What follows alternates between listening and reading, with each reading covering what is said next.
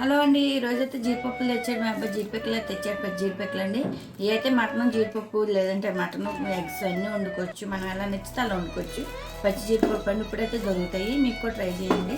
మీరు కూడా తెచ్చుకొని పోరనుకోండి. ఇవన్నీ జీడిపప్పులు అయితే ఎలా శుభ్రం చేయాలో చూపించేస్తాను. ఇలా ఉంటుంది కదా, దీనికి ఇలా జీడిపప్పు ఇలా తీసుకోవాలి. మనమైతే ఫస్ట్ అయితే ఇలా చేతులు పాడవకుండా అయితే ఇలా చేతులకి అయితే కవర్లు వేసుకోవాలి. మన చేతులు అయితే పాడవు. అలాగే దీనికి జీడి ఎక్కువ ఉంటుంది కాబట్టి జీడిపప్పుకి ఇలా జీడిపక్కలు తీయాలి. అలాగే ఇదిగోండి ఇలాగైతే కొయ్యాలి. చూడండి, ఇదిగో జీడిపప్పు ఇలా రెండు బద్దలు అయిపోద్ది.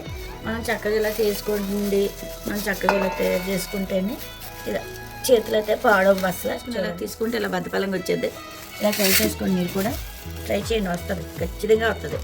ఇలా వేసుకుని మనం వేడి నీళ్ళు కాసుకుని వేడి నీళ్ళు వేసుకుని కోసం ఏ పులిహార దోశ బిర్యానీకైతే